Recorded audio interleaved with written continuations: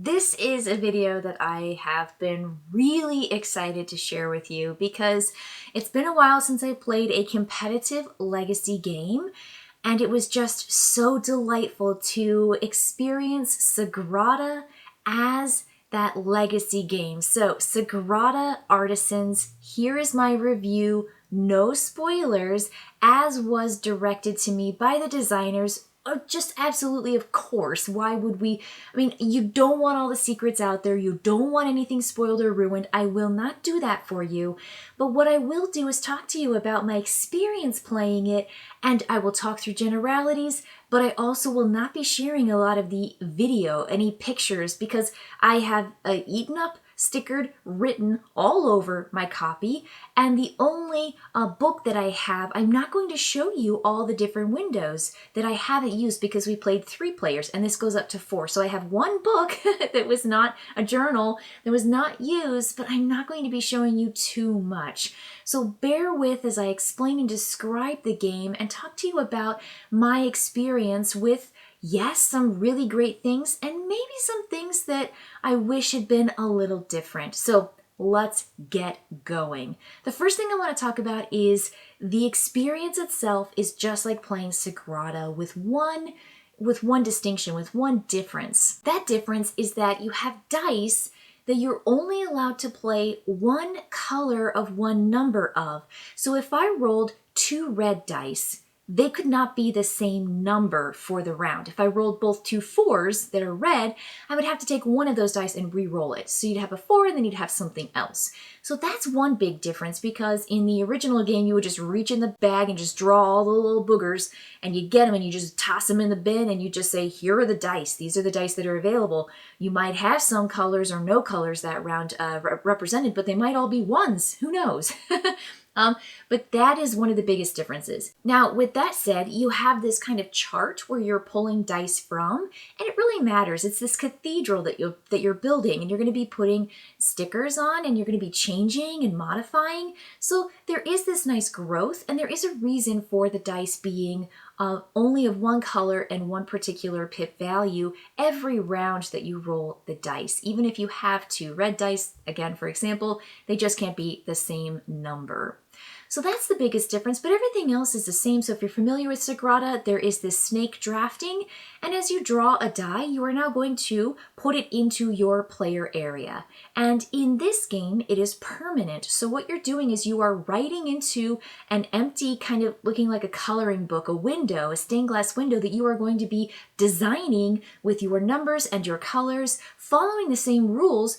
No numbers of the same number next to each other that are touching, adjacent, and no colors next to the same colors adjacent to each other. So you can't put 4s next to 4s and you can't put reds next to reds, for example.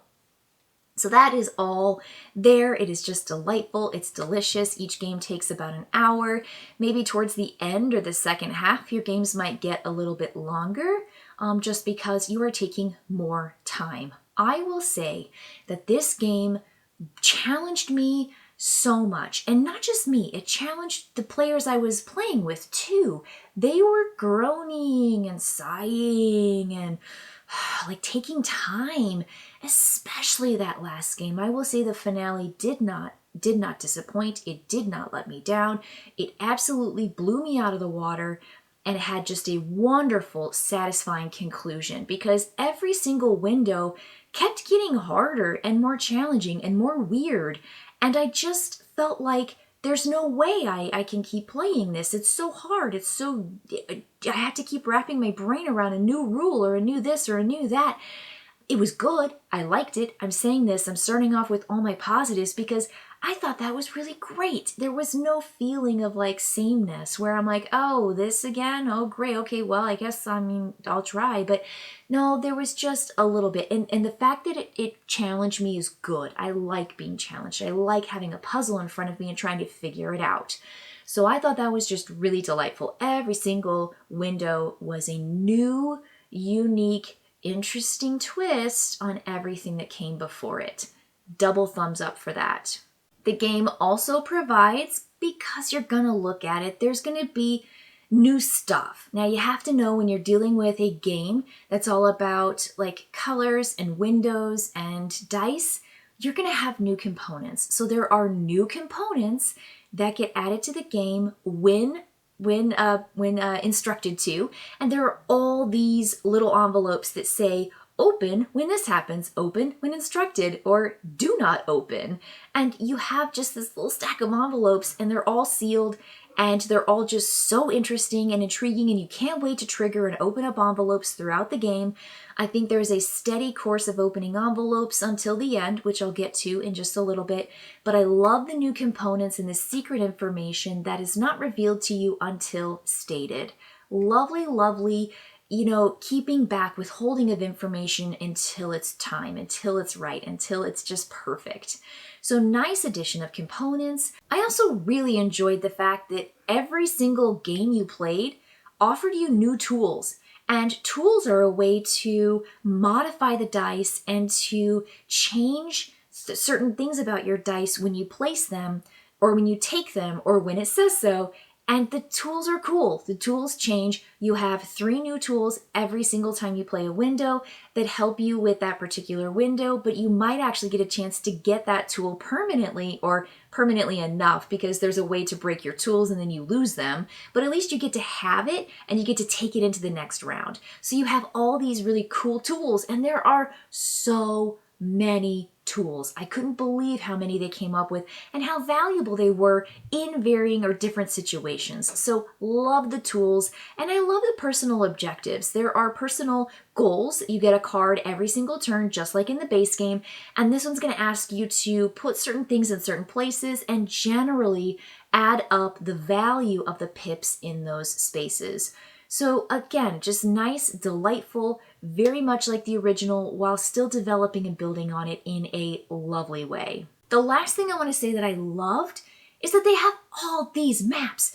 Now, you play in your journal, and it's permanent, and that journal is forever. It's like a little spiral-bound notebook, and it's yours, and it's your family crest, and it has your everything in it, your score and your window for every single game in the big game.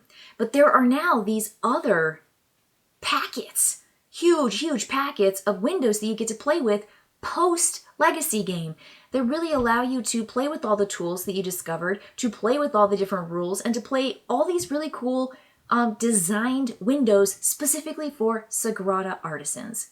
Adore that. I think that's fantastic. So now what I want to do is move into a couple of the things that I wish were maybe slightly different, or that they could have done more of, or that I that was my experience. So take this with a grain of salt. So there were a couple secrets. Boy, were those secrets good. Oh my gosh, I loved it. Hidden information, hidden secrets, hidden stuff. That's not part of what I'm talking about. I just wanted a couple more. There were a couple, and I wanted several. I wanted like maybe 4 or 5 really cool secrets, and we got a couple.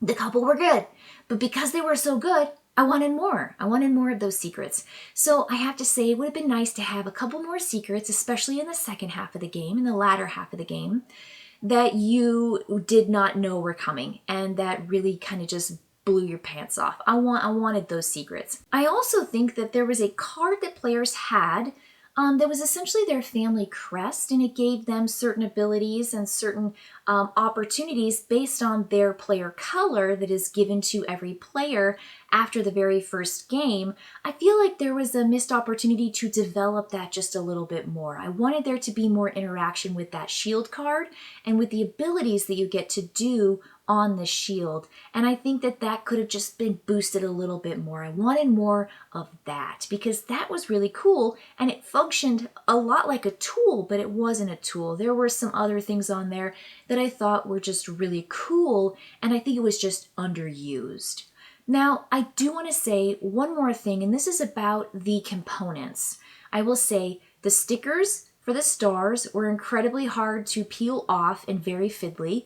And if you win a game, you get stars. If you, depending on the amount of players you have, if you get second or third, you might also get stars as well. And stars is how you win the legacy game.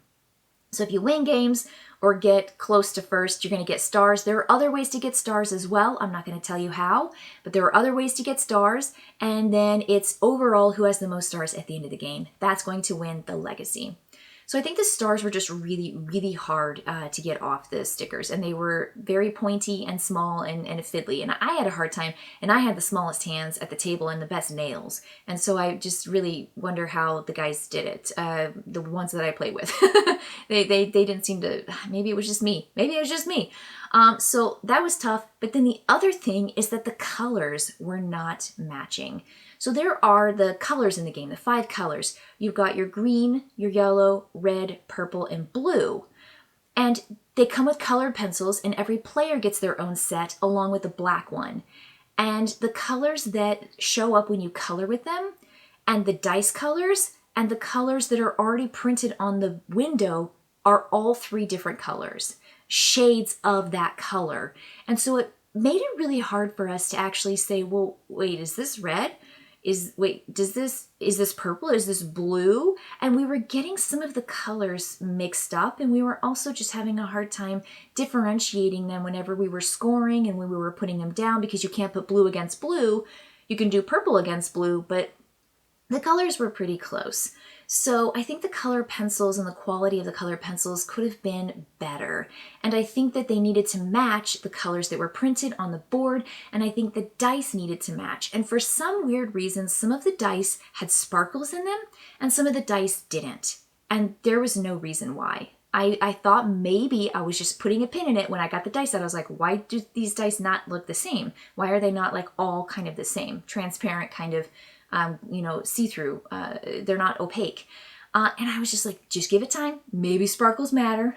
Who knows? And they didn't. They didn't matter. So some of the dice just looked different than the other dice. And I thought that was a little weird. So I think the colors were just off. And every single game complained about that. So if you want to invest in your own colored pencils or your own markers, then do that. Because there were players at my table who used a micron pen, like ink, to write the number, because when you write the number with the colored pencil in black and then color over with the color, it kind of washes out the number. It makes it really faint. It doesn't actually stand out.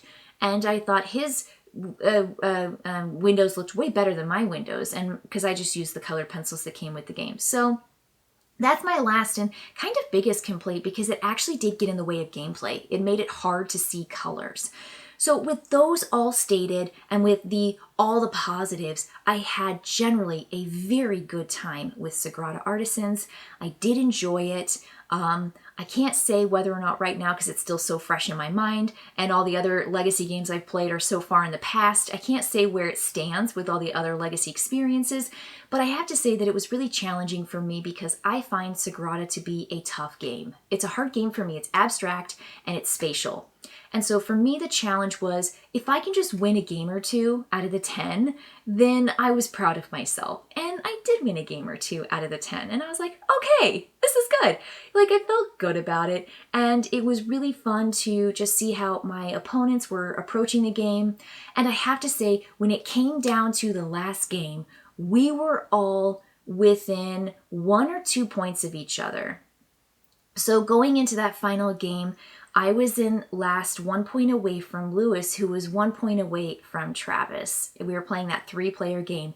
And to be in such a tight cluster and to have won and spread out those games and to have used all these different benefits and like abilities and opportunities to our advantage, to be so close in a cluster towards the end is so satisfying, because it's just tough when one person is trailing so far behind and maybe 2 are ahead, or one person is super far ahead and the other 2 are like, there's no chance I can win this game.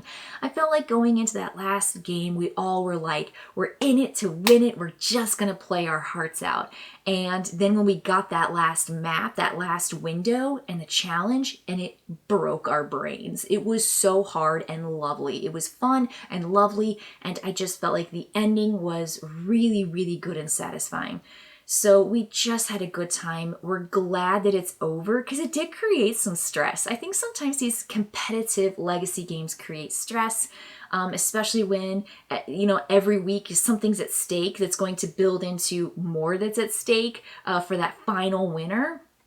But we do really enjoy it. And this is like our core group of 3 that we do a lot of our legacy games with. So I did want to make sure I wore my most artisan outfit for my Sagrada Artisans because I felt like I got into it. I felt like I really did exactly what they wanted us to do. And I just experienced the game not disappointed, with a couple caveats, with a couple, keep this in mind. All right, everybody. Boy, was it fun.